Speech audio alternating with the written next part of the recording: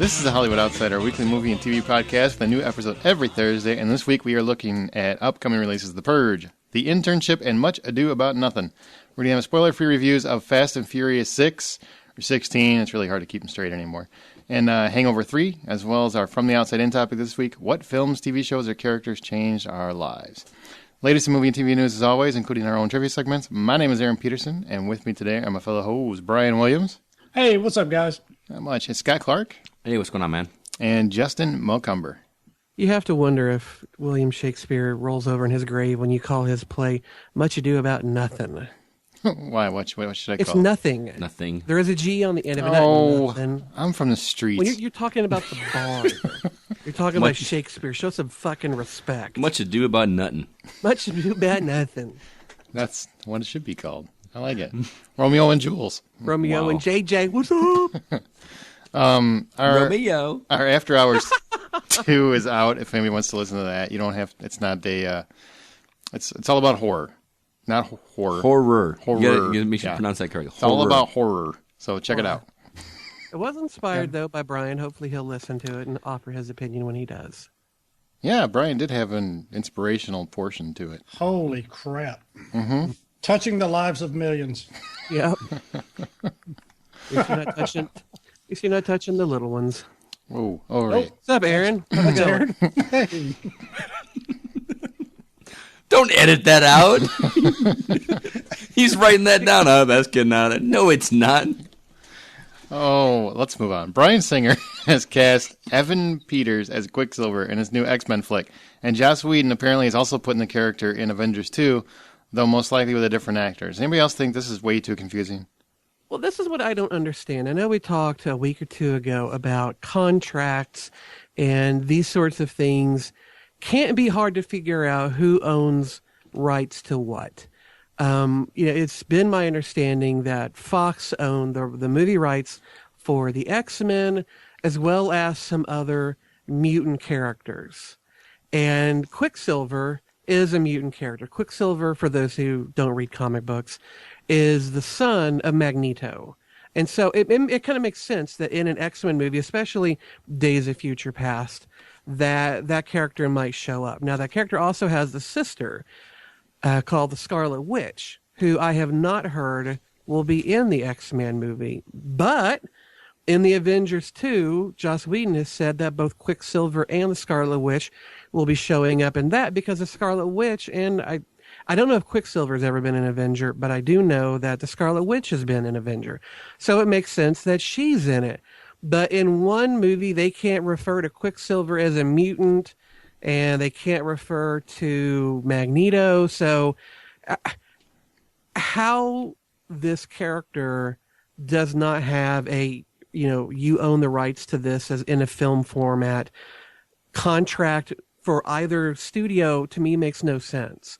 You'd think in this day and age that every single character that Marvel has ever created would have its own rights and, that a studio could buy or not buy. I don't think it's going to be too confusing because most of the people who are going to go see these films are smart enough to realize, well, this is Fox's movie with the X-Men. Well, this is Marvel's movie with the Avengers. I don't think it's going to confuse too many people, except for the lay person who just goes in to see these because the special effects are pretty. Well, that's 90% of America. Oh, America? America. I do, though, think that the fact that there's that no one has ownership over that character is a little absurd. I want to see these contracts that these people have. Well, there's got to be some basic guidelines that they have for these characters. I think with X-Men, they said you own the basic rights to the essential X-Men characters, and then anything after that is up for negotiation, so to speak. And they can utilize the character, but they don't own the character. So that's why negotiate. That's why both can use them. It makes no sense. There was an interview last year with Kevin Feige, the Marvel guy. Yeah, the Marvel guy that's basically running the show here as far as getting the movies made. He even said himself, last year that if they want to use him in an X-Men movie, they can. If we want to use him in an Avengers movie, we can. it's just like you say, it's just a matter of saying, hey, we want to put him in here. All right, what's it worth to you?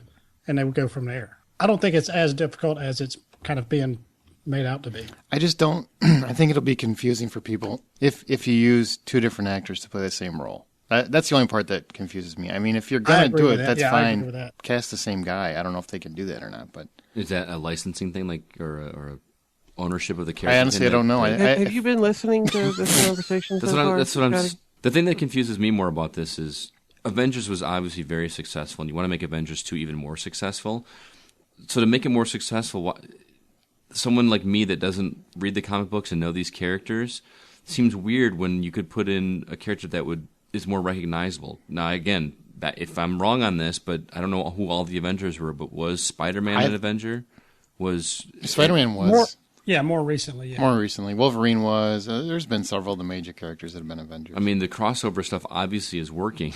I don't even know who Quicksilver was. I thought he was a Kevin Bacon bicycling movie from the 80s. That's it. Now, you usually saw him in a green costume with kind of like the silver lightning flash through it, and his hair was usually whiter or silver colored. And he had those little wingtip things on his hair. And he's Magneto's son, right? He and the Scarlet Witch are Magneto's children, yes. But as far as Scott's point goes with the Avengers and, why go for these lesser-known characters when you can go for bigger ones, this is Marvel. And Marvel, I think what they're trying to do is bring in some of those lesser-known characters in the films to make them more sellable in a comic book form. I mean, before Iron Man came out, he was really considered kind of a B or C level character in their stable. And now all of a sudden he's the icon of Marvel films. So if they can look at what they're doing with the Guardians of the Galaxy, that's not exactly a hot seller either, but they're trying, I think, to bring up their roster of lesser knowns to make people more aware of them. And this is a good way to do that. There's plenty of fleet-footed characters they can go to. They don't have to have Quicksilver. Tom Cruise dropped out of The Man from U.N.C.L.E. so he could focus on Mission Impossible 5. And now, apparently, Man of Steel's Henry Cavill is in talks to replace him. Is this a good choice, Brian? I mean, we really haven't seen this guy in anything. Well, if he's as good as what these trailers look like for Superman, then I'm sure it's a fantastic choice. Because, I don't know. I really don't know much about the Man of U.N.C.L.E. series. I never really watched it. But I know, Tom Cruise is heavily involved with he was heavily involved with the last Mission Impossible movie, with all the pre-production stuff, setting up everything from setting up the stunts to, the additional casting and locations, all that other stuff. I mean, he's very much hands-on, a lot more so than your average lead actor. So if he focuses more on Mission Impossible, then I think that's a great thing. As far as the casting that for Man of U.N.C.L.E. with Henry Cavill, that just one of those things that just remains to be seen. I haven't noticed him in anything before, so not real sure. Well, he might be the Man from U.N.C.L.E., so keep an eye out. And I think this is kind of funny, but Joel McHale is finalizing a deal to star alongside Eric Bana and Olivia Munn in a horror flick called Beware the Night. Eric Bana is going to play a cop targeted by the devil himself, and Joel McHale is going to play his hardened partner.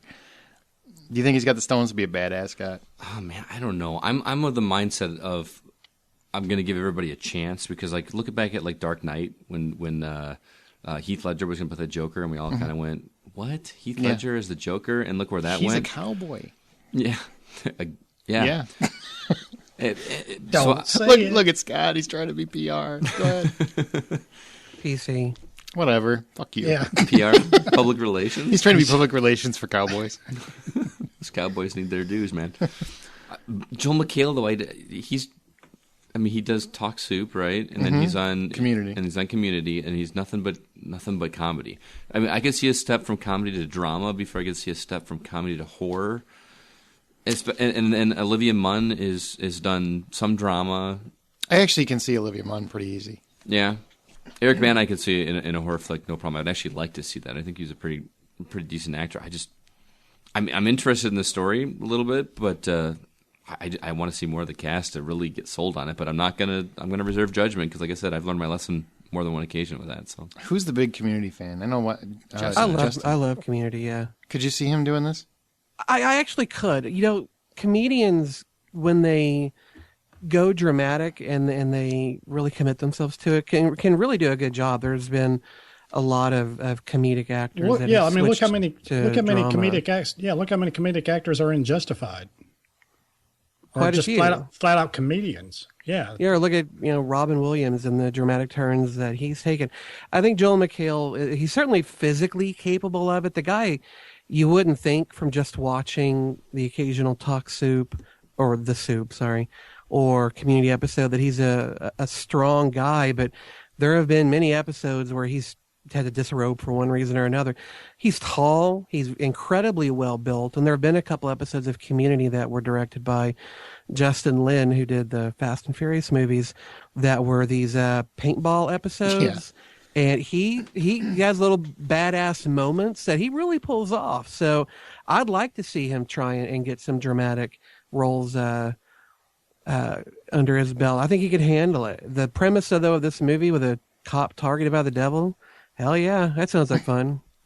I saw him he was on Sons of Anarchy last season. Yeah, and it was a brief little role, and he wasn't funny in that one. He wasn't very funny, but he was pretty good. I just hope he's not like a comic relief or something like that. I would like to see him as a hardened, like you said. He's going to be a hardened partner. Right. It's so funny. Speaking of funny, the funniest thing I read all week, this makes me laugh. Directors have finally been secured and production is moving forward. I don't even care who they are.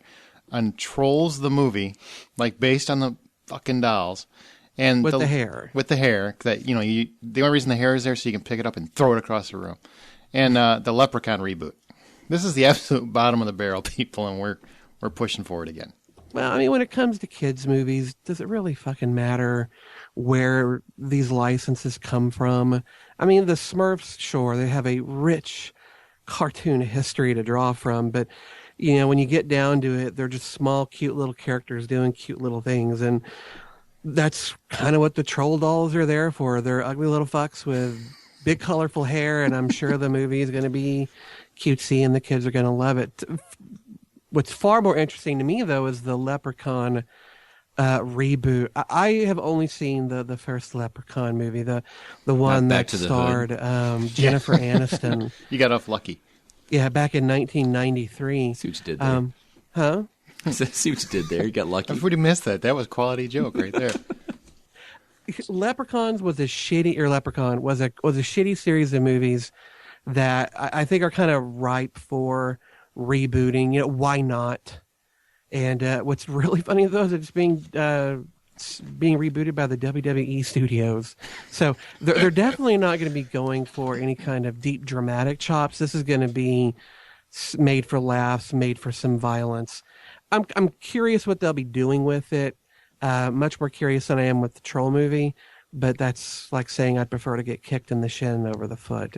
See, I misread neither this. of these are. When you said Trolls the movie, I wasn't thinking it was the troll dolls with the big hair. I was thinking because the Troll movie. That'd be kind of cool. Yeah, it made sense going with a leprechaun. No, that's why we read the whole articles here, Scott. Don't just read the Twitter feed. It's about the fucking hair dolls. That's pretty messed up. I'm sure it'll be quality cinema, and all your kids will be very excited. Those aren't even popular anymore, are they? I don't know. Were the Smurfs popular and they made that movie and people went and saw it? The Smurfs were popular back in the 80s. 1985, not necessarily today. So they're trying to bring Trolls back. Maybe we'll get a Cabbage Patch Kids movie next. Because the first one was so stellar. I'll wait for the Garbage Pail Kids movie. I actually would see that again. A reboot. I always like those cards.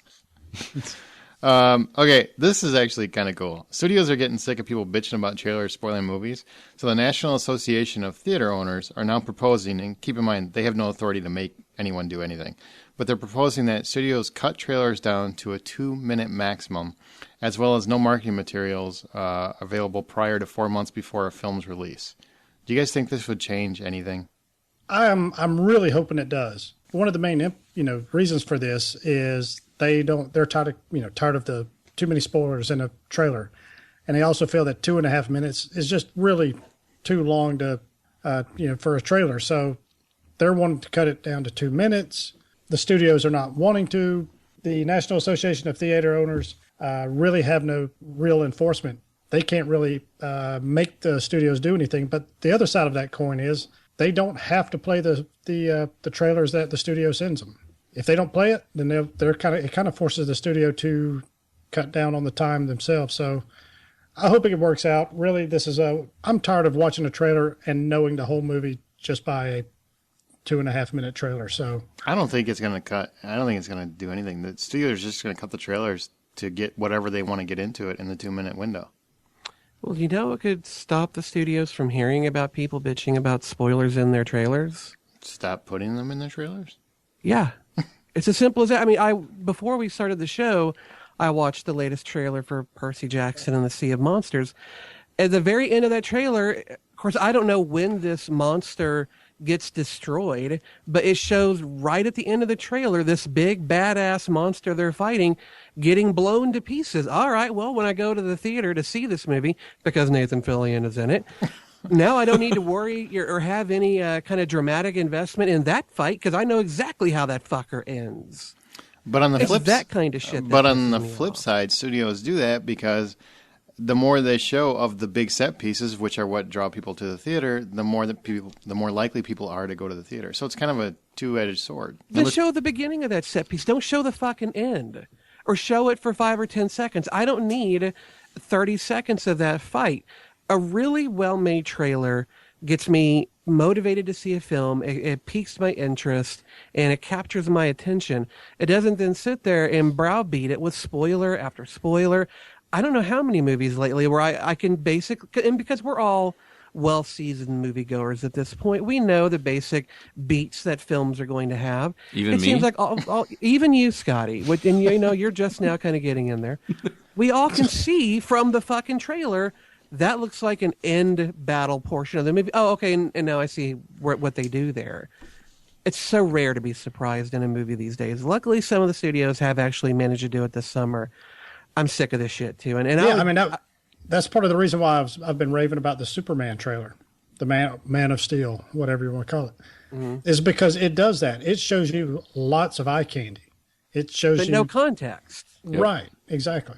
And frankly, I wish they would stop showing trailers in front of movies. When we didn't have access to trailers online via every other hosting service possible. I mean, I could see trailers as soon as they released from a half a dozen different locations. You got to remember too that there's a lot of people that don't watch movies as much as we do and don't see the same trailers over and over and over and over again and don't seek them out like we do. It's a marketing thing, and you ever notice like if you go to a movie that you've seen the trailer for like 400 times and the one joke that is in the movie that you've seen in every trailer, every version of the trailer comes up, and you're expecting it, but still half the theater laughs because they've never seen it. They've never seen the trailer even. They've just Yeah, and they say that this is still the best tool to market their movies. It is, man. I mean, the world doesn't look at the internet and watch trailers all the time just because just because you do, and those of us that are going already. Like I said, but you said. Even though we've seen all these trailers and stuff, we've seen them months before we actually see them in the theaters. I still make sure I'm there early enough to see the trailers. Yeah, I usually want to see them. I do. I'd love to see them on the big screen, and most people don't see them until they go. You go to a YouTube clip of a trailer; it's been watched like 1 million times. Well, Fast and Furious, just to speak of one we're going to talk about. I mean, how many people saw that movie? 10, 20 million people saw it this weekend. This past weekend, that's a lot more hits for their trailer. Yeah, but not everybody saw the same trailers. Be that as it may, of course, part of my disgruntlement also comes in with all the commercials and all the fucking little CGI movies that the theaters want to throw up in front of the movie, which is supposed to start at 1:30, but doesn't start till 1:45 because you've got 6 fucking trailers, 3 commercials, and a couple little cartoons before the shit. Kind of like recording this podcast. Woosah. All right. Stop spoiling movies. That's the ultimate point of this. Welcome to Brian's Trailer Park. All right, thank you. Now, our first movie deals with a subject that's near and dear to my heart. Porn. That's right, porn. But like a lot of things in life, too much of a good thing can be bad. Take Joseph Gordon-Levitt's latest endeavor, which he wrote and directed, called Don John. John's a Jersey guy who loves his body, pad, car, family, church, and of course, his porn. But when he dates Scarlett Johansson, she apparently makes him stop watching porn and brainwashes him into thinking he's more happy with her than receiving the non-committed gratification from his computer. I like how you said brainwashing. Nice nerd guy. That's one way to put it. I don't know. Scotty, that's what I got from the trailer. I don't know. Did you get something different? No, that's you pretty much summed it up. But I'm still kind of interested in seeing it. Number one, the two of them, Joseph Gordon-Levitt and Scarlett Johansson, really pulled off the accent really well. Much better than a guy with a southern accent just did a couple seconds ago. But I kind of want to see it. Just number one, I really like Joseph Gordon-Levitt as an actor, and I'd like to see how he does with directing. I understand it looks a little Jersey Shore-ish. A little? But looks like a Jersey Shore biography. I'm still interested. I want to see it. I want to see how he does. If I'm sleeping with her, I would give up porn. Yeah, I would too. If I had Scarlett Johansson, yes, she would be my porn. I think yes, I could give up those sites. Not that I go to those sites, but if I did, I would be able to give those up for her. That's what I'm saying ultimately. And this movie really looks interesting. I'm very interested in seeing this. I think he's a very charismatic young actor. She's been good in just about everything I've ever seen. Both of them in a movie. Yeah, it looks really fun, lighthearted, and a good time in the theater. So definitely want to check this out. I'm going to chime in and say it looks fucking stupid. It looks ridiculous. I love Joseph Gordon-Levitt. He's a very good actor. He's an up-and-comer. Don't want to fault him because he's trying to make his own thing, but this looks stupid. I'm sorry. Jersey Shore, this should be on Lifetime. I don't know what the appeal is. I've watched the trailer like 5 times. I'm like, what is funny? I don't see anything funny about it. Their accents are dumb and bad. Really? Yes, I didn't find them. They're pretty bad. Sorry, man. She's overselling it. I'll give her credit. I mean, she's trying. I think she actually can act in the real world, but I'm just not buying either one of them as Jersey. I'd probably buy him as a Jersey guy. He does okay, but it just seems so. I've seen this movie 100 times. I don't want to see it again. I did laugh out loud at the scene where she caught him. Yeah, that part was funny. That was funny. That's not worth $10, but it's funny. No, I agree with you though. I applaud him kind of stepping out and doing something different and just acting, kind of, spreading his wings a little bit and, writing and directing and stuff. So, kudos on him. I'm kind of probably leaning more towards Aaron. I'm not real impressed with it, but I will watch it at some point. Just probably not going to rush out on October 18th to go see it. Nice segue. All right. Now, from one of my favorite vices to one of Justin's favorite vices, Where the Millers stars Jason Sudeikis as a minor league pot dealer, and Jennifer Aniston, who's playing a stripper, by the way. I know. And they act like a. Justin will be back in 5 minutes. Right. It won't take that long. Paul's right here. So no, but they act like a vacationing family crossing back over the border, which will not necessarily be a problem for most, but in this case, they are smuggling, quote unquote, a smidge of marijuana in an RV. By the way, I don't know if this was covered, but Jennifer Aniston is very scantily clad numerous times. And stripping, yes. And stripping. It still looks amazing. In underwear. So anyway. Now, I know Aaron loves road trip movies, but is it enough to get you to back that thing up into a theater seat? This, on the other hand, looks really funny. I love Jason Sudeikis. Mm-hmm. I think he's one of the comedic actors I will follow into the future. Jennifer Aniston I don't normally like at all, but this movie looks interesting. Not because she's stripping, because she doesn't do anything for me. So I'm sorry. I don't mean to take anything away from you guys. She has a nice bum, but I don't find her funny. But I like the way that the movie. Who are you? I don't know. He's apparently turned eunuch in the last few weeks. She's not my type. But the movie, I think. Well, I'm sorry. I don't like Jennifer Aniston, so therefore I'm a dumb. Bad. Yes. Wrong. Anyway, yes. The film looks really funny. It takes National Lampoon's Vacation and puts it down its ear a little bit. I like it, and the Red Band trailer makes it seem like it's going to be a very raunchy time. So it looks hilarious. I can't wait to see it, and not just for Jennifer Aniston, but. Well, I got to see the Red Band trailer in front of the Hangover 3. Totally had never heard of this movie, didn't know what to expect. And by the end of it, I was like, this needs to come out now.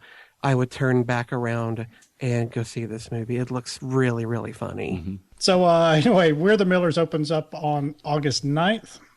And these trailers are already up on thehollywoodoutsiders.com, so go check them out now.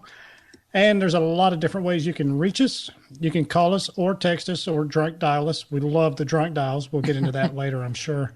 At 818-814-6246, a.k.a. 818-81, I'm a hoe. Our email is feedback@thehollywoodoutsiders.com. Get us on Facebook.com/The Hollywood Outsider. Tweet us at H_outsider. And don't forget, you can still get your I'm a Ho t-shirts at TheHollywoodOutsider.com. Stump the Ho. Each week, one of our hosts poses a trivia question to remaining hosts and attempt to stump their fellow hoes as well as you listening. This week, it is Scott's turn, so this shouldn't be too hard. Scotty, stump us. Well, as you guys know, a couple of weeks ago, I went out and visited California and actually got to, one of the tours that my wife wanted to do was downtown Hollywood to see the Hollywood Walk of Fame. For those of you that aren't familiar with it, basically a lot of celebrities have their name in the sidewalk with a huge star, and I actually learned a little bit about that. But one of the things that I found really interesting was I learned a lot of stars that actually don't have their stars on the Hollywood Walk of Fame because of political reasons or financial reasons, that kind of thing. So I'm going to give you 4 actors, and only one of them actually has a star on the Walk of Fame. I want you to tell me which of the 4 actually does. The other 3 do not. Okay. All right? So Bring it. I think you're reaching on this one. The first is Gwyneth Paltrow. The second is Clint Eastwood. The third is Julia Roberts. And the fourth is George Clooney. 3 of them do not have a star. Only one of them does. Aaron? I'll go with Julia Roberts. All right. Justin? I'm going to go with Gwyneth Paltrow. All right. Brian? All right, I'll go with Eastwood. Eastwood? Yeah, what the hell? It is Gwyneth Paltrow.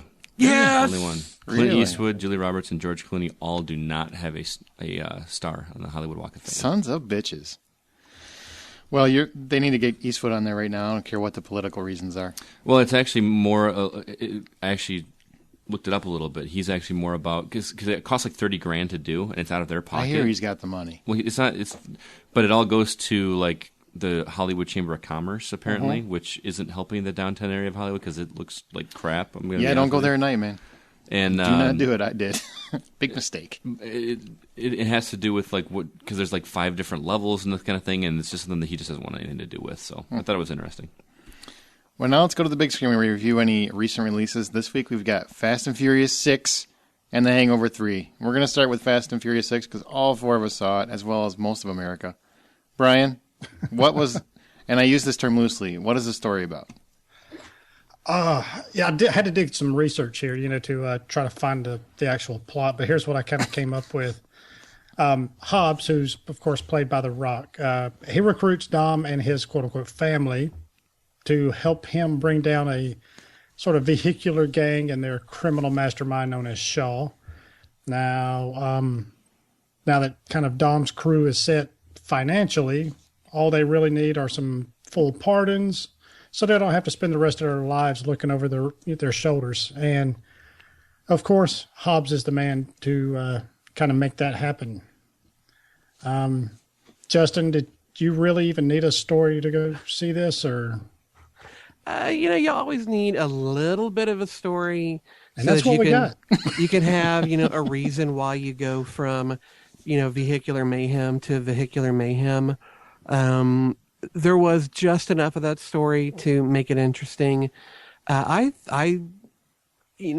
The whole push of this movie really seems to be driving home the fact, and pardon that pun, of family and how important that should be, and whose family, what does it mean to stick by them, so on and so forth. And I really have a feeling that that's a lot of Vin Diesel pushing for that, because I know from seeing some of the things that he says on Facebook and the like that he's just a really big believer in family and love and all that bullshit. And so it gets a little sappy on occasion. It's like they're trying a little too hard with that. But that said, I actually found myself kind of engrossed in the whole Liddy part of the movie and why she's there and how that came about. I kind of like the story. It's bare bones at best, but it was enough. It worked. Oh man, I could not disagree more. I was completely bored with anything in this movie that didn't involve an action sequence. Not even making this up. I fell asleep in the theater during the scene when they're explaining Letty's like backstory and what happened to her. I was so bored.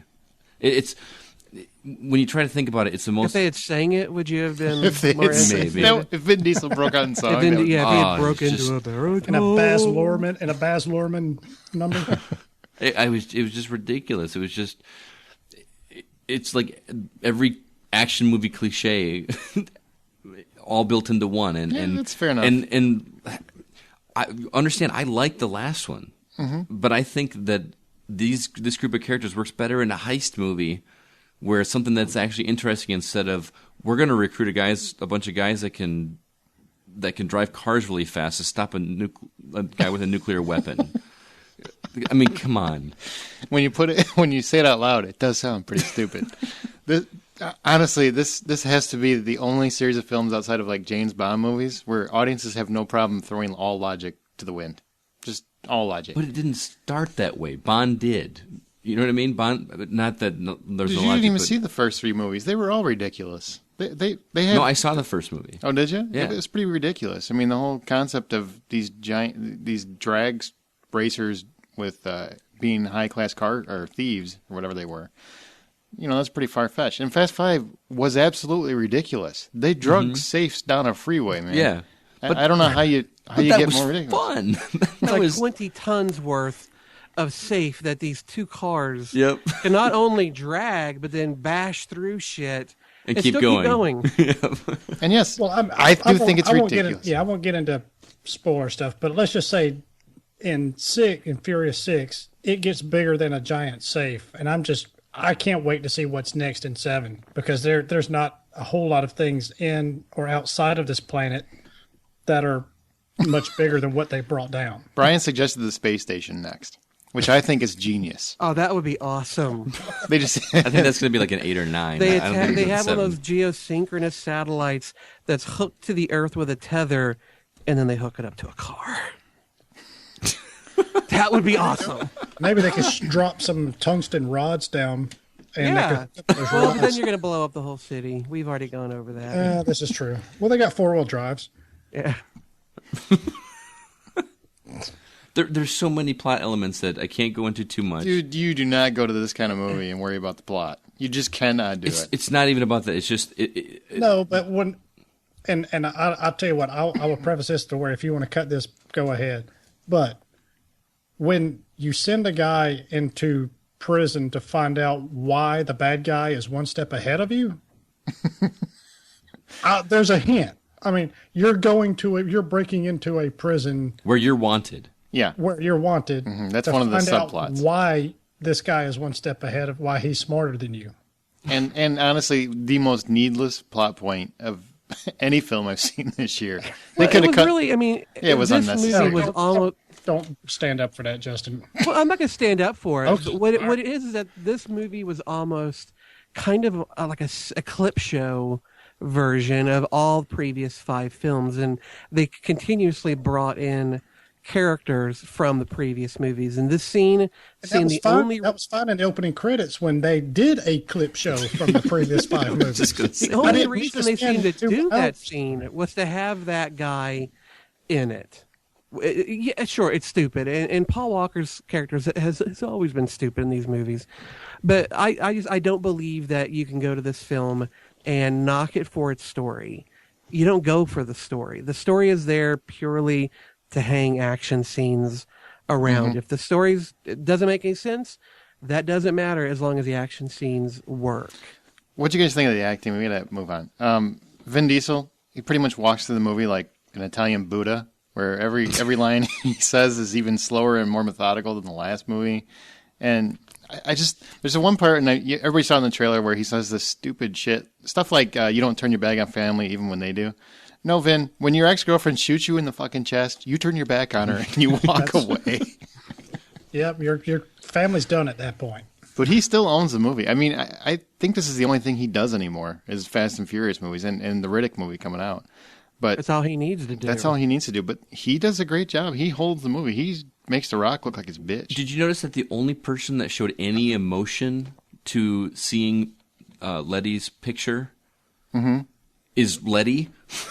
When she's looking at it and like kind of reminiscing about, or trying to reminisce like this happy moment that I got. But everyone else just sees it and has no response. Just, okay. They're too shocked. They are. To have a Exactly. Justin has an answer. They're too That's shocked. a dumbstruck look. Look over at Aaron right now. He probably has it. I have it most of my life. Yeah. I do think Paul Rodriguez. Yeah, he brought the comedic element in the movie. Michelle Rodriguez and Paul Walker, both of them, they have the same acting coach because they each have like only one look, and it's just not good. Neither one of them are good actors. I like them because they're pretty, but they don't. Paul Walker's, Paul like a Walker's modern always day. got that look like he's like a dog who just dropped a bone in front of you. Like, toss it. He reminds me of like Keanu does. Reeves back in the day. Like, No, Keanu Reeves is so much. He is a thespian compared to Paul Walker. Seriously, they should just give him. If they had an acting contest, Keanu won before he even started. you know who I actually liked in this movie as far as acting was Ludacris. What's his real name? Chris Bridges. Chris Bridges. Mm-hmm. He Him and Tyrese. I like both. He actually looks like he's acting, where everyone else just looks like they're being themselves. Well, and Tyrese, he is a stupid motherfucker. He can be funny, though. I mean, that whole baby oil. Oh, God. I almost fell out of my seat That was laughing. funny. Yeah. that was And then the funny. forehead remark. God damn. I'm telling you, I think this movie proves once again The Rock is a better supporting actor than he is a leading man. Absolutely. He Well, is. his fucking biceps should get their own billing. I mean, his lats are so huge. His arms kind of stick out like the young brother from A Christmas Story when he's got the parka on. You know, and he can't bring his arms down. That's The Rock. His fucking muscles are so huge, he can't put his arms down straight. I was They're flipping always channels. akimbo. I was flipping channels the other day and saw the Scorpion King. Oh, He's literally half the size he is now. Oh, I just watched Fast Five before we went and saw this one, and he's half the size. I mean, he OD'd on steroids before this movie was he shot. looks like a real life version of that. Was it Johnny Bravo from the Cartoon Network? Like Something, that yeah. disproportionate from like the upper body and the torso. It's ridiculous. He's walking around like he's got sunburned armpits. Like it's One last thing about the acting. Did anybody feel that Luke, was it Luke Evans, the villain? Yeah. It was good. Did you? I liked 'Cause him. I kind of, Yeah. I like him, but I never really felt like he was a bad guy. Oh, I totally disagree, man. I thought he had the really held facial his hair own. for When he has this little scene with Vin Diesel and they're going face to face, I thought that was fantastic. I loved it. Absolutely. That was a good scene. That was a good. I love those scenes. You know, where the bad guy is actually kind of being kind of cordial and honorable in a way. The only acting thing that really was bugging me was Gina Carano, who I love, adore her in a really naughty way. But man, when she kicks ass, her fights with Rodriguez are fantastic. that was awesome. They're brutal. I mean, they're better than the Rock's fights in the movie, as far as I'm concerned. I just loved them.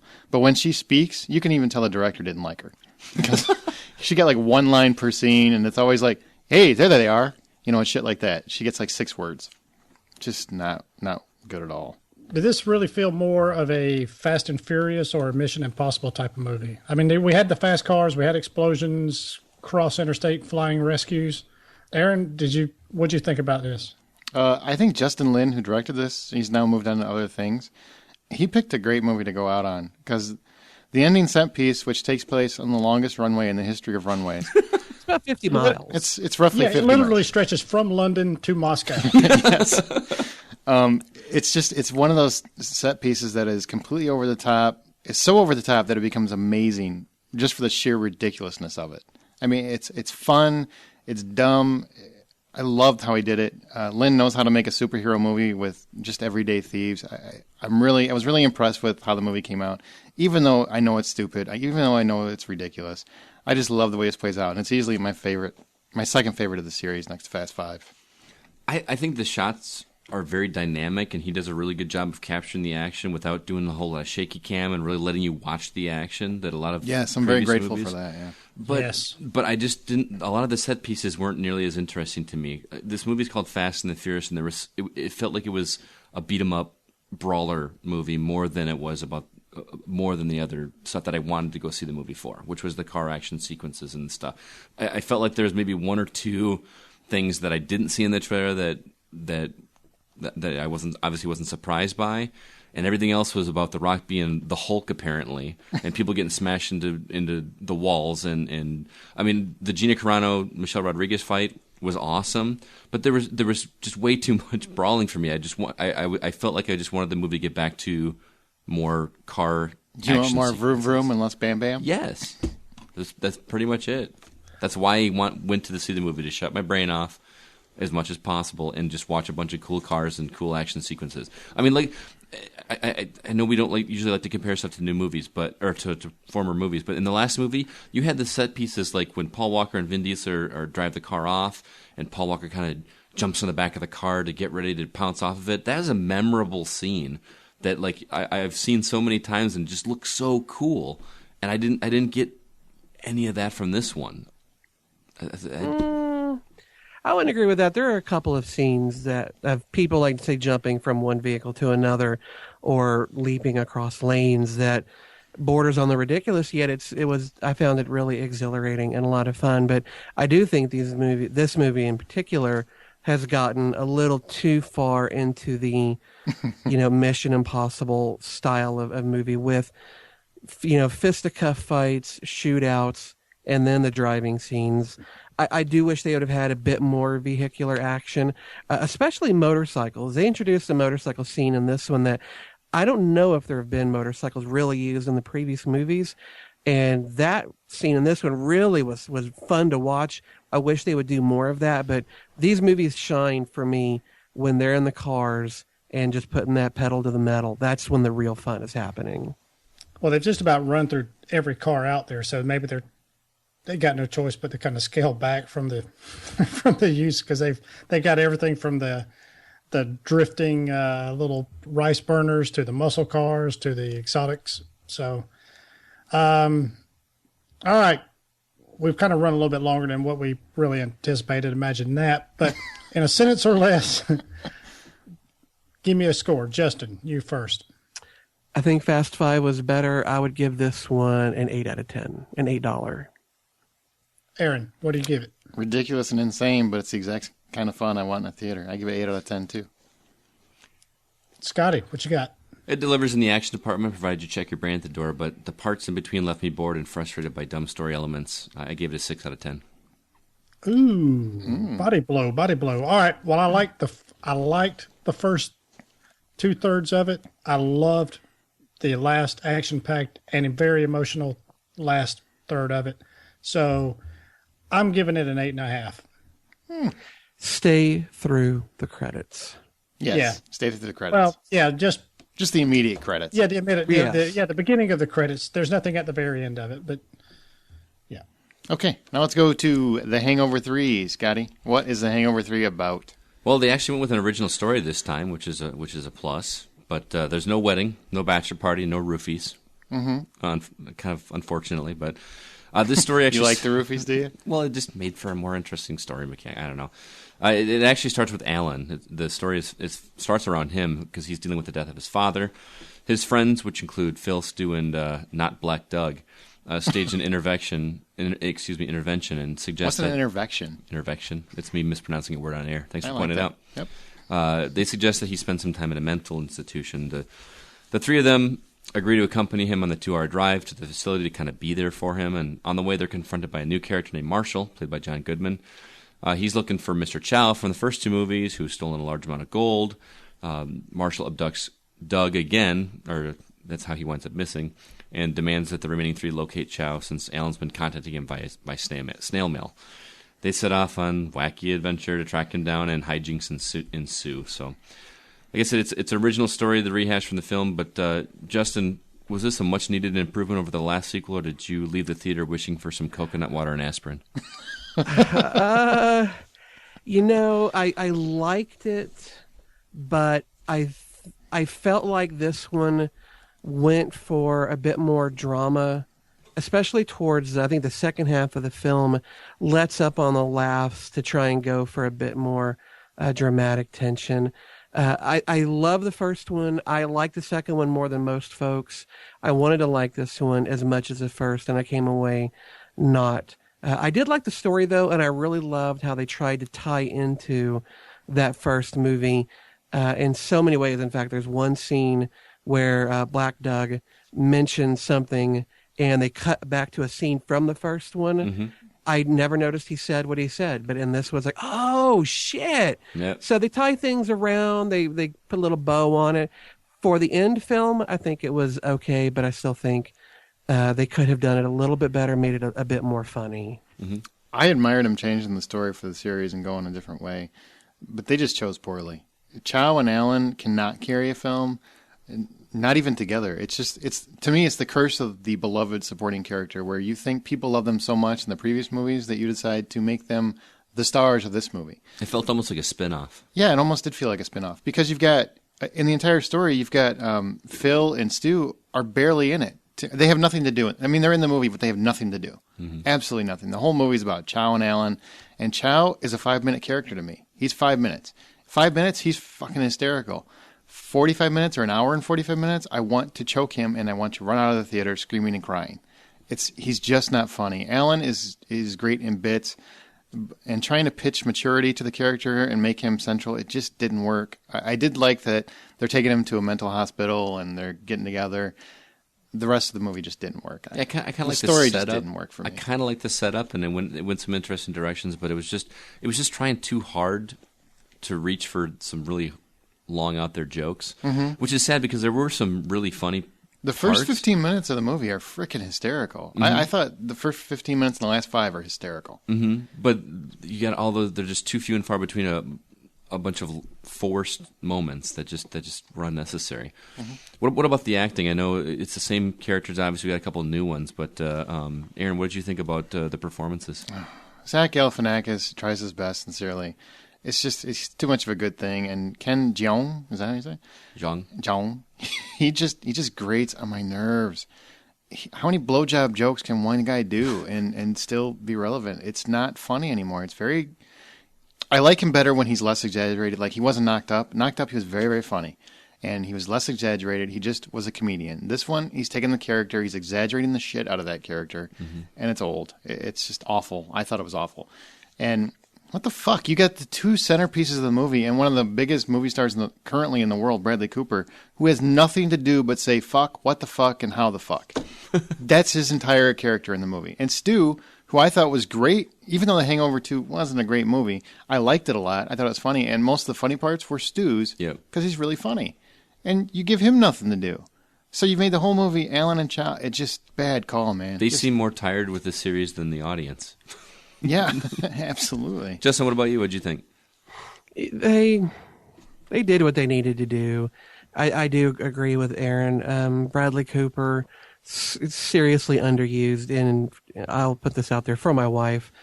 He was also far too clothed for her. She really needed a shirtless Bradley Cooper scene.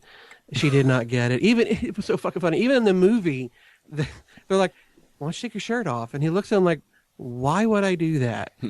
My wife was like, "Yeah, take it off." They didn't get that scene. All in all, I mean, Zach Galifianakis, I think, really did a good job all the way through it. But even though he's doing a good job, that doesn't mean I like that he's constantly at the center of it. And Ken Jeong, I liked him more than you guys, I think. He did get a little old after a while, but there were still a lot of funny moments with him. But you know, at the end of the day, I do regret that this was less about the wolf pack and so really focused on those two characters in particular. Now, when you're dealing with a comedy, you know, you're not talking about a whole lot of big special effects or anything like that, but, you know, we still like to talk about the production and that kind of thing. And I know, particularly at the beginning of this movie, it actually took a different turn in that. Aaron, can you talk about that a little bit? Well, I think for a little bit they tried to make it more of an action comedy. Yeah. It doesn't feel like the Hangover movies. And not just because they changed, you know, the actual hangover aspect of it. I mean, it seems like they're trying to emphasize a lot of action elements, especially at the beginning. There's a huge prison escape. Yeah. That, you know, it's actually well done. It was well directed. You mean that Shawshank Redemption? Yes, exactly. But But honestly, it just didn't work for me. Nothing that the production direction wise looked fine. The movie looks good. It looks like a big budget comedy. It's just that not giraffe though not funny. Looked terrible. Yeah, it looked pretty CGI. The whole CGI thing, it almost looked like something I would have seen 15 years ago. It's like, dudes, put a little extra money into your computer guys, because this looks like shit. Right. Well, Todd Phillips, he steered the ship, and the ship sunk as far as I'm concerned. And seriously, what you said about the beginning of the movie feeling like or most of it feeling like an action movie, I think if you had walked into this movie without seeing the previous two, you wouldn't even know it was a comedy for the first 10 or 15 minutes of the movie. Probably. It felt like a straight up action, prison escape kind of thing. And I knew what it was, and I didn't take it as a comedy for most of the running time. Well, they didn't get into the prison, I didn't think, stuff until a little bit further into it, didn't it? No, that was right at the beginning. It was during the opening credits with the Mm-hmm. Yeah, oh, okay, that's right. I keep thinking that the giraffe was the opening bit, but yeah, I think you're that took right. place after. So I anyway, didn't hate it. Just could have been better. So Justin, what's your final verdict on this one? I'm feeling a little generous because Furious 6 really had me pumped up. I'll give it a 7 out of 10. Give it $7. I'm really being kind though. Fuck it, yeah, I'll give it 7. What the hell? Okay. It's the end of the franchise. It started off good. I got more laughs out of this series than I have out of a lot of comedies. Yeah. Just all around poor decisions on the part of the filmmakers for me. 15 minutes at the beginning, 5 minutes at the end are not good enough to rate anything. It's the most disappointing movie for me of the year so far. 4 out of 10. Wow. I think it's plagued by series fatigue, honestly. It simply tries to make a long joke out of a one-liner and also suffers from showcasing the wrong actors. I give it a 4.50 out of 10. And the only reason I gave it a 50 over you is the scene after the credits. Yeah, after the credits genuinely is so Which, funny. honestly, after seeing the movie, it should have been the movie. It really should have. But how could they could have? Yeah. So. Yeah.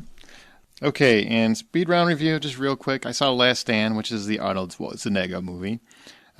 He stars as a sheriff of a border town where an escaped criminal is speeding to the border with a souped-up car in an attempt to cross said border at that location. It's a dumb plot. Like, this movie tanked. I get why. Cannonball Run for the border. Yes. Dun, dun, dun, dun, dun. Arnie is very rusty, and it shows, man. But it's not an awful flick. The director, Kim Ji-woon, he actually delivers a few decent set pieces, good action set pieces, and I found a lot of fun with the flick, except for Johnny Knoxville, who should just stop acting, because you can't. Stop it.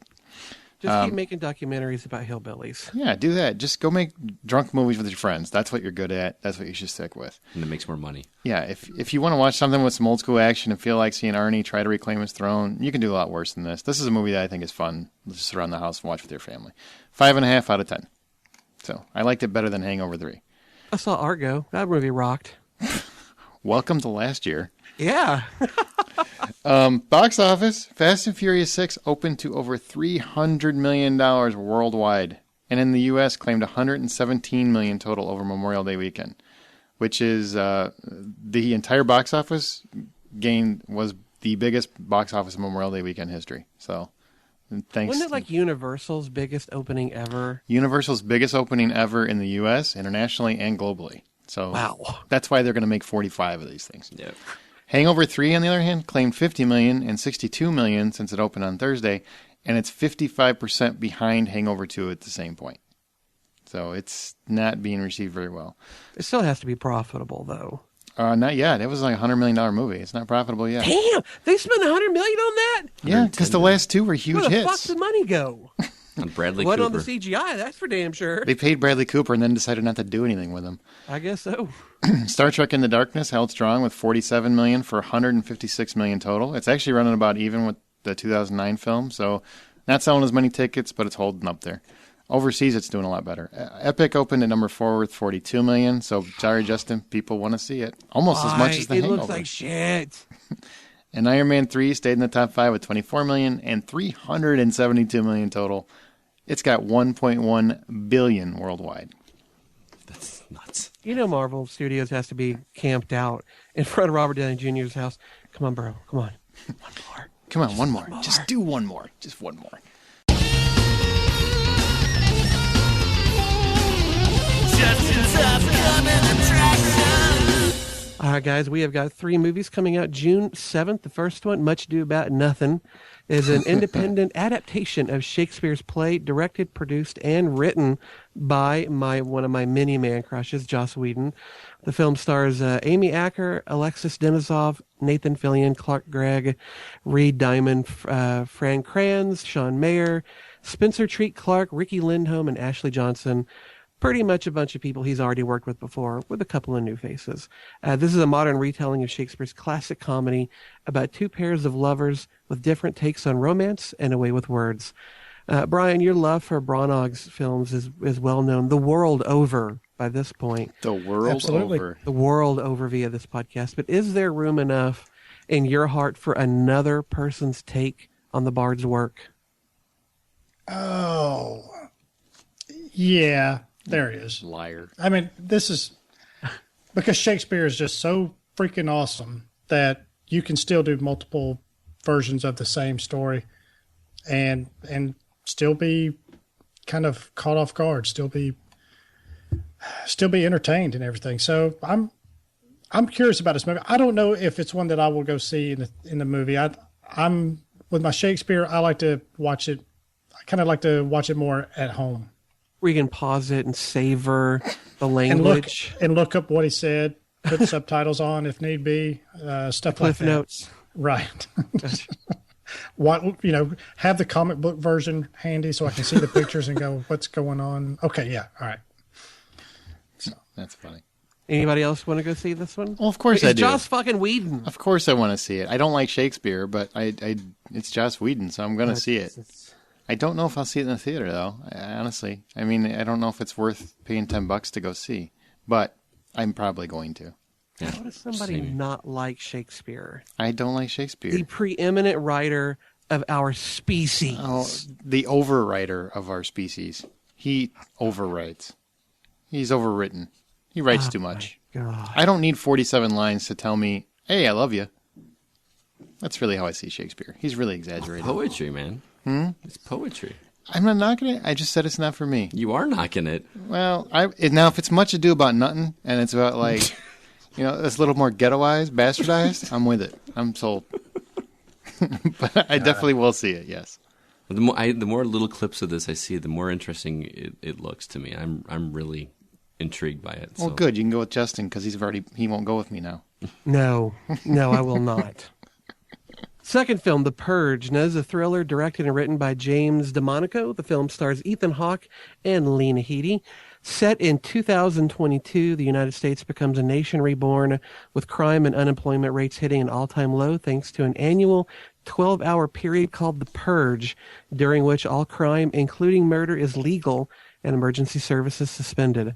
The film follows the Sandin family, which lets in a stranger requesting help, and strange events occur. It's up to them to survive the purge. Aaron, you're a fan of thrillers, though this really looks more like a horror film to me, which you also like. Mm-hmm. So this movie really kind of seems made for you. Would you agree? I would agree because I often think about, wow, I wish the government would just give me one day to take care of what I need to take care of. There are a few assholes not here to... Exactly. If I think this is an interesting idea for a movie. It seems like a clever concept. I definitely want to see it in a theater because it's one of those that it seems like it would be a lot more fun with an audience. It seems very fun, and I want to see a fun thriller.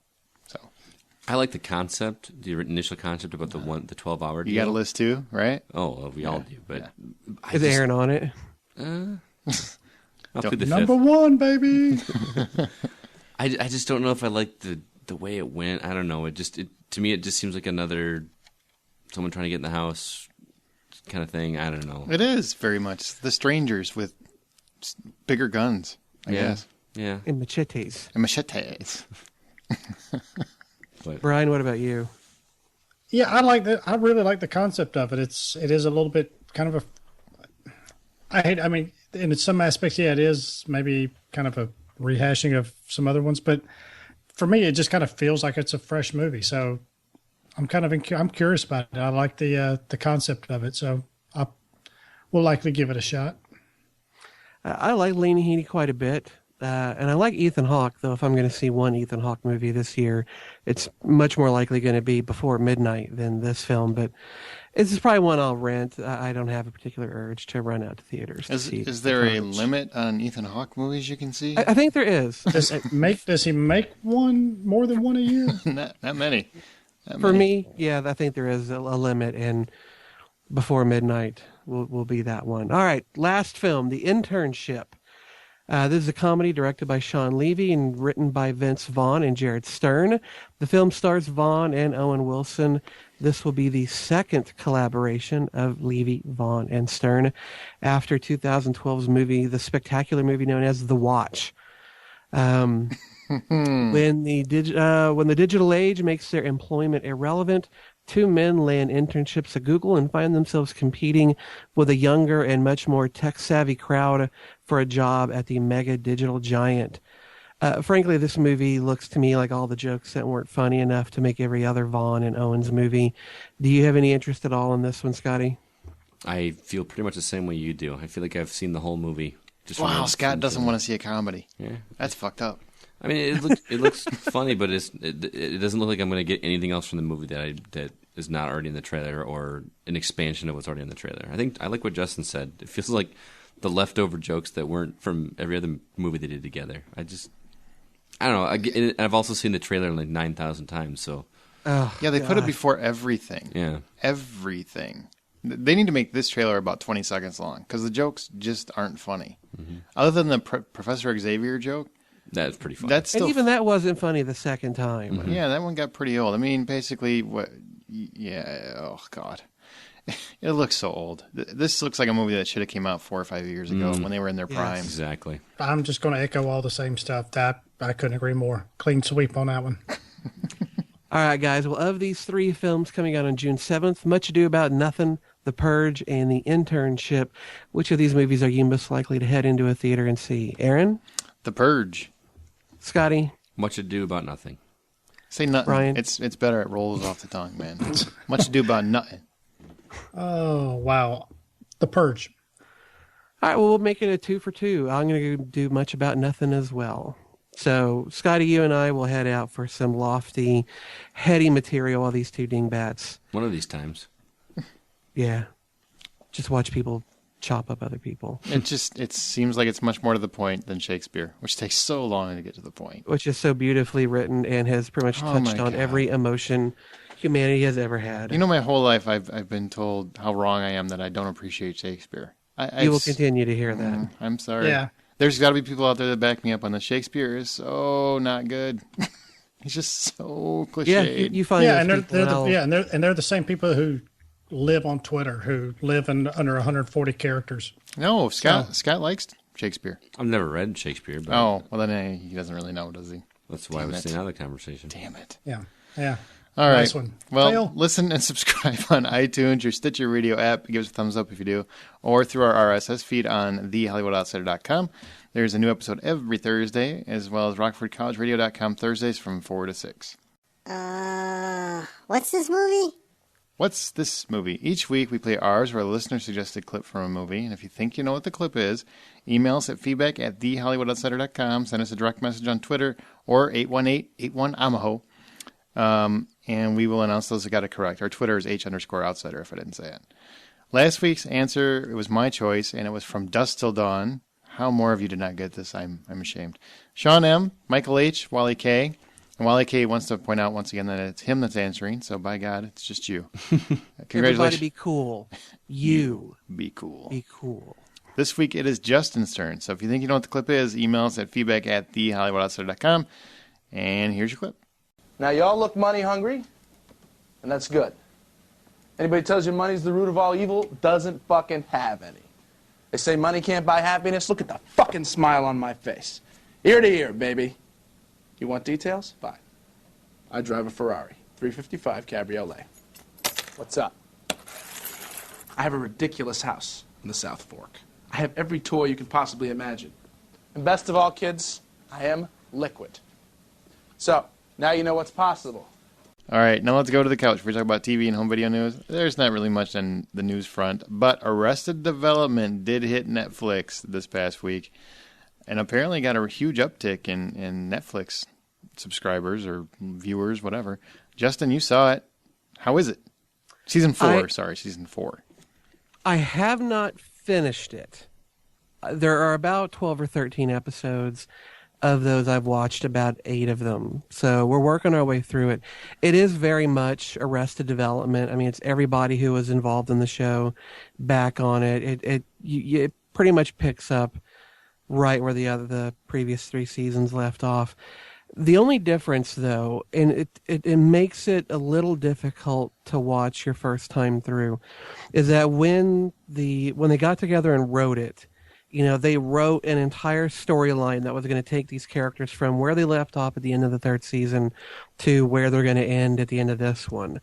But then they took each character and kind of like their threads woven together and then pulled that thread loose and said, all right, this episode will be a George Sr. episode.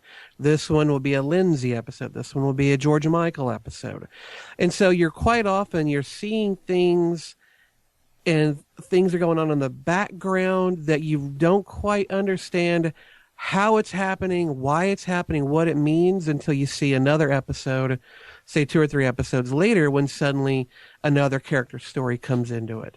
So it does feel a little disjointed as opposed to the regular show where they didn't have that ability to pull, each character having their own episode. It was more woven together pretty tightly. It's still really funny. I mean, the Arrested Development chemistry is still there, but because they're telling it a little bit differently, it doesn't quite have that same sense of continuity and flow. But all in all, I am thankful to be getting another episode of it, and I look forward to working my way through the rest of the season so that I can go back and start over again with it and now understand some of those things and kind of enjoy it with that knowledge all weaving it together for me. There's 15 episodes total, I guess. Oh, is there 15? Okay, well, that's a pretty healthy little run. That's nice. Yeah. Now, is it all the original cast? Oh, God, yes. I mean, they've got everybody back in it. And then they pull in tons of guest spots. Kristen Wiig is in it. Seth Rogen is in it. Ron Howard, playing Ron Howard, is in it. It seems like a ton of people said, you're doing another season, I want to be in it, even if I'm only the valet. Let me be in the show. And so there are quite a few little cameos that you can spot in it, but everybody is involved. All right. And they do look a little older. They do. And Ron Howard, you said he's on there. He is not a pretty man anymore. I mean, he hasn't been pretty since Opie years, but he's better looking than his brother. The family's not great, except for the daughter. Yeah, I told my wife this. What's funny is he's not a good-looking man, but his daughters are really attractive. And then you get the reverse of that with Bruce Willis. Yeah. Who's a good-looking guy, but his daughters are ugly as shit. Yeah, and so it's kind of weird. How does that work? The rumor is you're ugly. Oh, my God. But if you're a fan of Arrested Development, I highly encourage you, get on Netflix, watch it. It's worth it. I'm actually finishing up season 1 now, so. Oh, it's so good. It's funny. I like it. Good. All right, let's go to DVD and Blu-rays. Scotty. All right, we're looking at releases for June 4th. And real quick, as a reminder, we do have a YouTube channel. It is youtube.com/The Ho Podcast. You can check out reviews of the first 3 movies I'm going to talk about and check them out there from the actual podcast.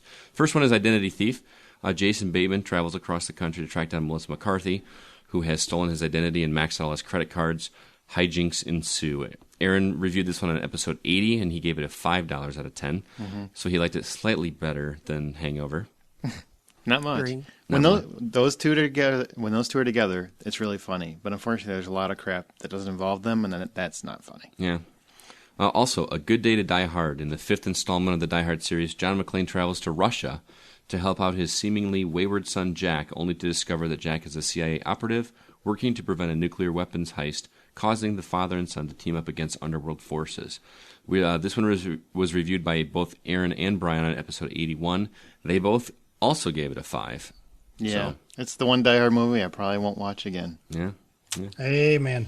Mm-hmm. Next up is Warm Bodies. After R, a slightly unusual zombie, saves Julie from an attack, the two form a relationship that sets in motion a sequence of events that might transform the entire lifeless world.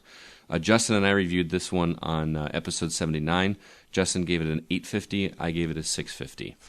I really want to see that. That was good. I mean, you guys both seem to like it, so I don't know, because it is kind of loosely based on another Shakespeare play. It might be a little too much for you. Oh, Lord have mercy. And I'm actually surprised. I have to go... I remember liking it better than 650, but I'm going to have to stick to my score, apparently. So, well, you're the one that said it, Chief. I know. Next up, one that none of us saw was Escape from Planet Earth. This is an animated film. Astronaut Scorched Supernova finds himself caught in a trap when he responds to an SOS from a notoriously dangerous alien planet. Also released on DVD and Blu-ray is White Collar Season 4, as well as Breaking Bad Season 5, which I gotta say, Breaking Bad Season 5 is only halfway through, right? So they're releasing the first half of the season. Yep, they're milking the shit out of it. 5.1. That is really scummy. I do not like that. They've been doing this for a while, though. Yeah. Mm-hmm. Doesn't make it less shitty. It is shitty, but goddamn, Breaking Bad's good. It is. I cannot wait for I can't wait till it's over so I can watch it. Ooh, yeah. Hit me with that unknown shit. Flashback. With that, we'll move on to our flashback segment. This is where each week one of our hosts brings to the table a little-known or obscure movie that we'd like the rest of you, as well as us fellow hosts, to check out. And this week it is Aaron's turn. So, Aaron, what movie do you have for us, man? Well, since Shakespeare is a big topic tonight, God. Kenneth Branagh, who is an accomplished director of Shakespearean films, also directed a movie that I absolutely love that a lot of people haven't seen. Jesus Christ. Yeah. For those that haven't heard of it, Thor. It was big. The movie my flashback is Dead Again. Do you guys, anyone ever seen it? Oh, yeah. Dead Him Again. and Emma Thompson both. Kenneth Branagh directed and stars as Mike Church. He's a private detective looking into amnesia victim Grace, played by Emma Thompson. Seems Thompson has been having nightmares where she sees a pianist murdered by her husband in the 1940s. Pianist. The film. I had to go for the low-hanging fruit. The film then it details both events, and then when Church takes Grace to a hypnotist, you see where past lives are now dictating current events. Andy Garcia, Robin Williams, and a few others pop up. What follows in the movie is it's a very old-fashioned and well done mystery thriller. I really love the way that he directs the film. He goes in and out of different time frames. He goes from the 40s to the present day, and it's really an intelligent look at whether past lives truly exist and what they mean. And it has just a fantastic ending. I love the ending to this movie. Very clever. It's an involving mystery all around. It's available on DVD and Netflix Instant, so you don't have to pay for it if you don't want to. Dead Again. Now we go to our From the Outside In topic, where this week we've had several emails where people are asking us to share a little something a little bit more personal, since we often just talk off the cuff or make fun of things. So this week, we're going to do it this week. We don't do it often, so don't get used to this shit. The topic this week is what films, TV shows, or characters affected your life, as in prompted you to make a change in your life or made you rethink something deeply. What truly impacted your life? And I'm sure, Scott, it'll be some kind of child abuse shit. But Justin, why don't you go first? What changed or affected your life? The most obvious one for me is Star Wars. I mean, I saw it when I was 4.5 years old, and I still remember seeing it. I would not be who I am today, whether that's, your opinion varies if that's good or bad, but I would not be who I am were it not for seeing that film and the films that followed. But really, I think the one film that affected the way, my life, what I do the most is the Dead Poets Society. I would not be a writer today if I had not seen that film. I saw it back when I was in high school, and it just motivated me so much to write poetry, which then led on to me writing other things. But when I was a kid, I loved writing poetry, and I had some teachers who really encouraged me to write poetry, but I let it go for a long time. And then I saw that movie, and it just knocked me off my feet. Just Robin Williams, we mentioned him earlier, I'll mention him again. He was so good as John Keating, this unorthodox teacher that goes into a prep school and kind of turns it on its head by teaching these kids the art and love and emotion of poetry. It's not about, how many syllables are in a line. It's not something that can be measured. It's something to be felt. And when I watched that movie, it blew me away. And I'm like, that's what I want to do. And though I don't write poetry anymore, I am a writer, and I would not be doing that if I hadn't seen that movie. It completely changed who I am, and I will always be thankful for it. I mean, I named my podcast after it, for Christ's sake. All right, Scotty. Shed some light on some Scott Clark. Well, I actually chose the exact same movie Justin did. As you guys all know, I am an aspiring teacher. Mm-hmm. I hope to be getting work in this August. And a couple movies actually inspired me very much to get into the teaching profession. One of them was Dead Poet Society.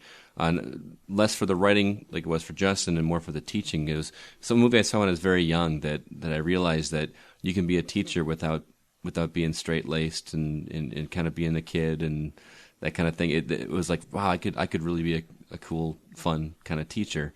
And another one, not a very popular Summer movie, School.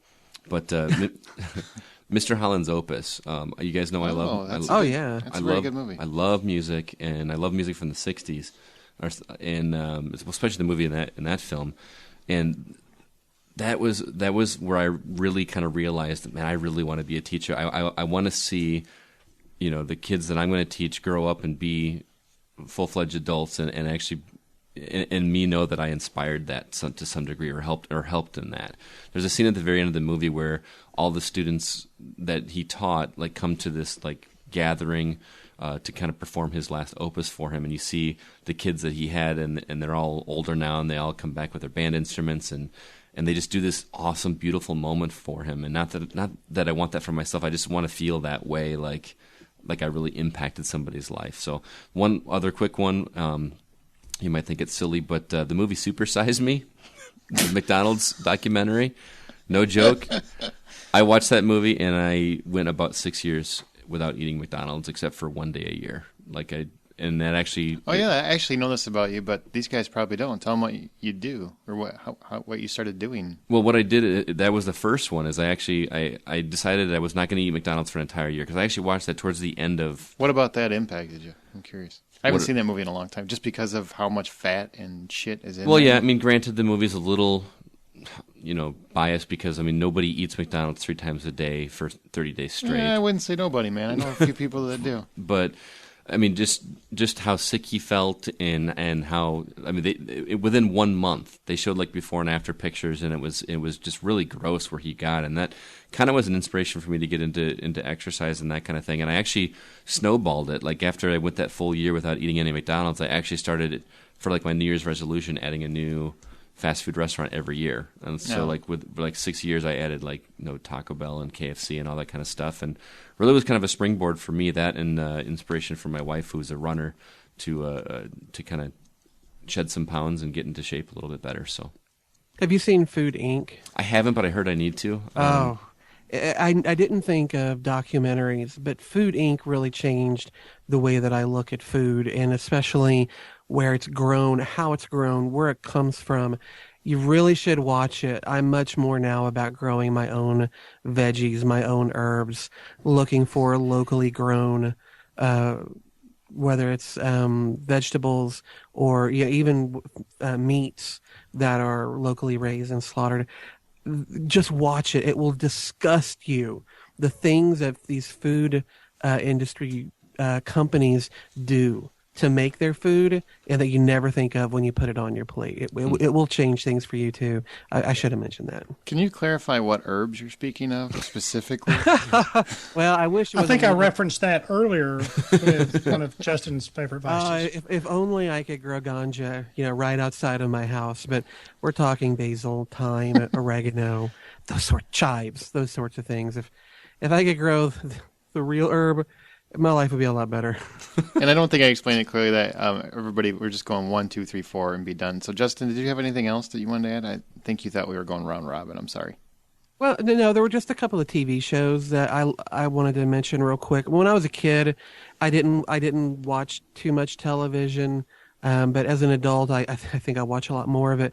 And I know Brian's going to hate me referencing the show, but Lost and Babylon 5 really affected the way that I look at storytelling and the way that I look at how these creators who make these shows can craft character and story and weave them together to create something that's unusual, unique, significant. And so as far as me as a writer, those shows really impacted the way that I look at my own craft. And it's a part of me, is my writing is as much a part of me as my love and my opinions about things. So when things affect my writing, it's in effect affecting me. So those two shows really did have an impact on how I look at story and character. I love those shows. They're fantastic. Brian, we're well aware. Brian, what do you have? The Shawshank Redemption was really one of. It was funny that somebody mentioned it earlier, but it was just it was a real. You want to go to prison? He wants to motivational. break out of prison. No, it was just a real motivational. Just the overlying theme of it. It is really a motivational movie for me. No matter how bad things get, you can always get through it. You can literally crawl through a world of shit and still come out the other end, and wear some fresh linen clothes while you sand a boat on the beach, So, no, it just, it was just, when it came out, it was, I don't want to say it was necessarily a dark time, but it was I guess maybe a little downward swing in my little graph of life, I guess you could say, So it was, for me, it kind of was like, all right, well, fuck. I ain't crawling through a river of shit. I just didn't get ass fucked. So. And then he got on Xbox Live, and it was all good. It was all good. So on a little bit of a lighter note, Airplane really played a big influence on me. That was really the kind of the foundation for my sense of humor growing up. So that was yeah. And I still steal from that movie. So what's your vector, Victor? Is that where you developed your drinking problem? Yes. That's such a quotable movie. Larger. So funny. Oh, that movie I actually watched with my in-laws, and you're talking like straight-laced, church-going people, and they love that movie. It's one of the best comedies of all time for a reason, so man. Funny. It looks like a big Tylenol. Any more, Brian, or is that good? No, I think that was pretty much it. All right. Well, I don't want to get too enlightened with you, but I've got just a couple. I don't like talking personal, but if people are going to ask, then I guess I will. Two characters completely dictated my personality. I mentioned it once before, but when I was younger, I was really lost. So I turned to television, and two guys, for whatever reason, spoke to me. The first one was Night Court's Dan Fielding.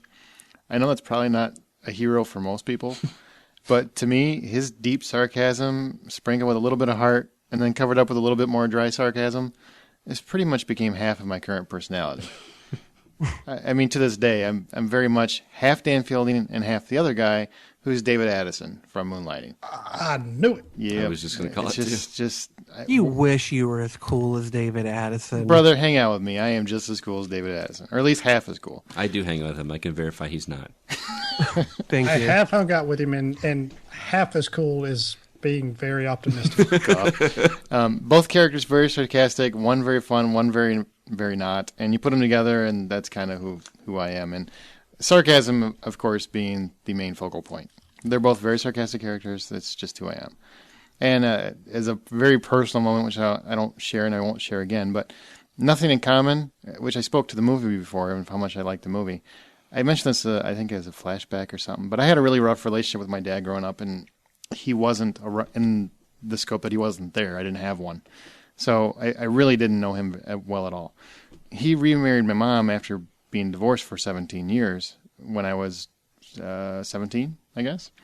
And basically, I just wanted nothing to do with him. I just wanted him to shoo fly, go away. Leave my brother, because I like my brother, but my dad could just go away. And one night I was sitting around, he tried very hard to reconnect with me. And I said, no, you know what? Fuck you, that whole chip on your shoulder thing. And I was sitting around and I rewatched Nothing in Common, which is a movie that I hadn't seen since it came out. And it's Tom Hanks as a son of Jackie Gleason is his father. And his parents get divorced, and he has to, in turn, take care of his dad, who he never really knew him and never had a good relationship with him at all. And the realism in the movie for me convinced me, I guess, to give my dad a shot, because throughout the course of the film, he starts to realize, his dad isn't really this total asshole he thought he was, and that they have a lot more in common than he thought they did. And after that, I gave him another chance, and he turned out to be, the best grandpa you could hope for. So, I mean, he really did change as a man. So You did that as a flashback, I think, several episodes ago. Oh, shut up. Oh, my God. Is there a mom version of that movie? That was so fucking beautiful. Is there a mom version of that? Oh, my God. Look at Scott bringing it back. You shut up. That's why I don't like to get personal. Right there. Mocking. Oh, God. I need a moment that's dusty in here. And on Facebook, Michael H. says, as dumb as it sounds, the first time I saw RoboCop, I always wanted to be a cop or work in law enforcement. And now I do. I don't think that's dumb at all. And Greg S. says, Zero Dark 30 changed my opinion of torture completely, but I won't say which way. Which is pretty funny. All right, let's go into closing. Before we get the email, shut up, Justin. Let's do Facebook. For all new Facebook likes, we said last week, we mentioned those on the show, and that's at facebook.com/The Hollywood Outsider. We had quite a few, actually, so here you go. So thanks for liking us on Facebook, Adam Schreiber, Julie Ann O'Rourke, Diane Tagle or Toggle, I'm not sure which. Obviously, I can't say names correctly. J.W. Hunter, Patricia Davis, Lee Ann Taylor, Bonnie Davidson Phillips, Natalie Burrell Duhumaine. Apparently, you guys, all about the women's lib. Let's go. Rick Robeson, Amy Busher, LeBrassiere Doris. Oh, I'm good with French. LeBrassiere Doris. Wow. You just made it Hispanic. Wow, you just read half of Facebook. Jesus. Amy Wilson, Cole Tatham, Danny Pinglehall, Kenneth Homaniuk, Royal Nash, and Ed Lorne. So thanks for liking us, and more of us like us on Facebook. I'm going to try and get 100 people to like this just so I can hear you sit there and read it. 100 names. Well, that would be great. Justin. And I want them to be the longest names possible. With hyphens, apostrophes, and all sorts of shit. Justin, go to emails. Got one here. Well, okay. Blip, blip, blip. Got one here from Michael H. Says, just listen to the episode and it was great. I believe the answer is From Dusk Till Dawn. And there's a voicemail from Tammy. So here's the voicemail. Hi, it's Tammy. And yes, I'm finally drunk. I just came from Now You See Me screening. It was really good. So be surprised and be ecstatic or something. I don't know. Shit. I've been drinking a lot of beer. Anyway, it was good. I like that Jesse guy. And Woody Harrelson. All right, that's it. I'm going to go have more beer. Peace. Bye. Thanks for sending it in, too, Tammy, by the way. All right. It's funny when Justin does that. That's officially our first drunk call. So thanks for that, Tammy. We appreciate it. Scotty? All right, this one... Sorry, this one comes from D.A. Cheney. He says, listen to episode 94 Star He or Trek... she. I think it's a she, but I don't know. Just say person. Okay, you want us to know what your gender is? Put a name. Go ahead. All And right, if it's an ambiguous name, maybe put an M or an F at the end of it. That's Just right. so you know. That's right. so It's a Terry. Age, gender, whatever. anyway, Mr. or Ms. D.A. Cheney says... Or Mrs. Well, Ms. implies either or, but... Okay. No, it doesn't. Oh, Jesus. Some Let's teacher. go with the MS, then yes, it does. Okay, I'm sorry. I said Ms. That's right. You're right. I thought you said Miss. Sorry, my bad. Can I read the email now? Is Yeah, that okay? it's actually Twitter, but go ahead. Twitter. Listen to episode 90... Please read it. We're ready to go. Go ahead. Listening Anytime. Go ahead, Scott. Would you just ignore Justin? Listen to episode 94, Star Trek Into Darkness. Question for the guys. Uhura's character hasn't sold me. I think Kerry Washington would be better. What do you guys think? Has Zoe Saldana sold you on Uhura's performance? I just haven't been totally convinced of her portrayal. Kerry Washington just feels like she would fit that role so much better. I agree with Scott. Really enjoyed Pearl Harbor as a war movie. This person put movie in quotes.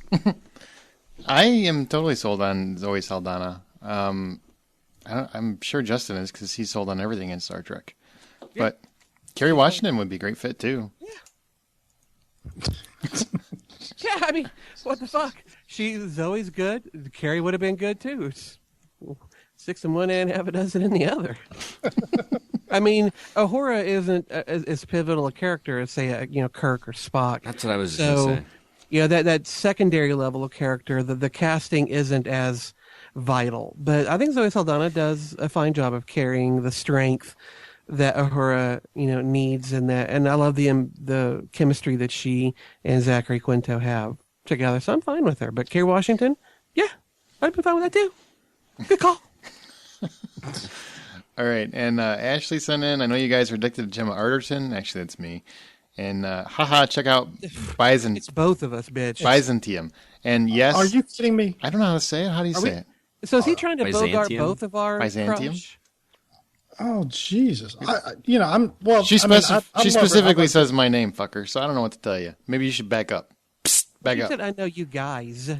I know you guys addicted to Gemma, and in parentheses, So then why you got a bogart? in parentheses, Aaron. That's my name. Last time I checked, I own that. That's my shit. I want to hear you read that last word one more time. Byzantium. You're getting somewhat closer. Whatever. I saw the trailer. It looks great. And also says, Aaron, that's me, by the way, Aaron, because it's my brother. Ask your brother if he has seen Martyrs and if he likes it. And yes, he does. He knew exactly what it was and he loves it. And it's some French flick. I had no idea what it was. That dude knows more foreign films than anybody My I know. brother loves foreign cinema. He does not like Americans, I think. And check out The Serpent and the Rainbow for what an authentic zombie is. That movie is rough. And I think Brian was talking about the fact that 28 days later we're infected with rage, not the undead. I still think it's in the zombie category, though. When you remember a while back, Brian, when you said that they weren't real zombies? Okay. What exactly did you mean? To clarify. And this war. Yeah. They were infected with a rage virus. Yeah, that's exactly what I meant. Okay. But it's still considered, like they say there, it's still considered a zombie movie. Mm-hmm. So all right. We handle that in the second After Hours. We talk all about zombies and what is, what isn't, and that was all sparked from your remark that they weren't real zombies. And my first remark was like, well, zombies aren't real zombies. But second of all, what is a zombie? What's the classical thing? And we go into a pretty good discussion just off of your comment. Well, all righty. He's like, I'm still not listening. Fuck you.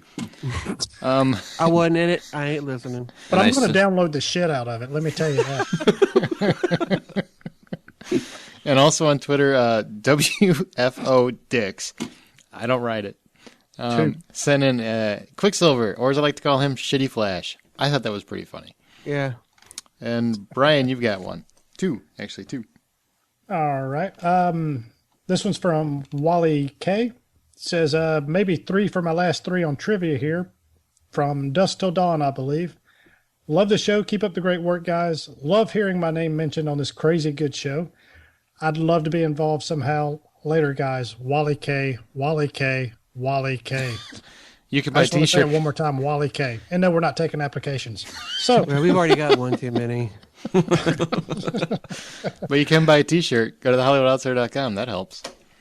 And J-Rock from, I'm assuming, the big bustling metropolis of New York City says, Inglourious Bastards, smiley face. When we talked about war movies last week, which I did preface, that's why I didn't mention it. It would have been my number 2, easily. So I just left it out because it felt a little too not true. But going by Justin's 300 logic, I should have just included it. Yep. So how to find us, you can stay through the credits for outtakes. Go to thehollywoodoutsider.com or Twitter, H_outsider, where we talked about Facebook. Leave us a message or text us at 818-814-6426. Our email is feedback@thehollywoodoutsider.com. Listen and subscribe for free on iTunes. Listen on your Stitcher Radio app or your RSS feed or RockfordCollegeRadio.com Thursdays from 4 to 6. All that shit. Listen. And thanks to each of you guys for being here. Justin McCumber, thanks for being here. It is a pleasure to be here. It is a pleasure for you to be here. Yes, it is. Scott Clark. Thanks for having me, man. Thanks for still being here, even though Justin keeps trying to get you out every I week. know. And He's on a mission. And Brian Williams. I'm about to go download the shit out of some of this stuff. So, peace. Hose After Hours 2. Absolutely. Where Boogaloo. we had author Paul Cooley join Justin and I for a little discussion on horror. And my vote's for Wolfman, by the way. And the Octagon? Yeah. Dracula. But only if it's on a full moon day. Yes, he only gets one day to make it Otherwise, happen. he's fucked. Next week we'll probably have an After Earth review by one of these shits. I don't know who's seeing it. Please come back for that. I'm going to go see it. Are you? Yeah. I actually listened to the soundtrack for it today. God, that music is good. I can only hope the movie's half as good as that soundtrack is. Well, if Shyamalan's previous work is any indication, you're going to be very disappointed. So remember, the next time you go to the theater, buy popcorn. Brian, you're a fucking idiot. Yeah, I went and saw... Who's playing Barry White or whatever? It's Al Green, bitch. Oh, I'm sorry.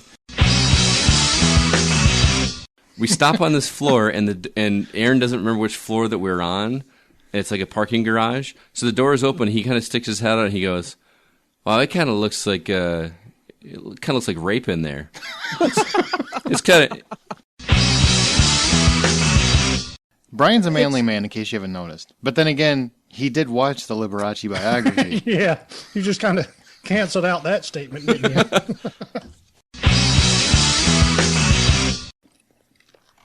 Who is downing a bag of chips right now? Sounded like they were chewing ice. So. It's like Pringles. It's actually popcorn. Oh, that's Brian. No, he's trying to chew softer. He's like... You ready?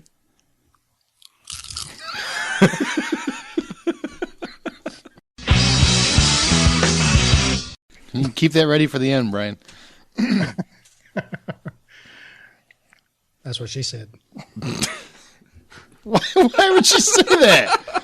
I think in Brian's bed, though, the end comes pretty quick. Ooh. Oh. Ba-dum-bum, ba-dum-bum.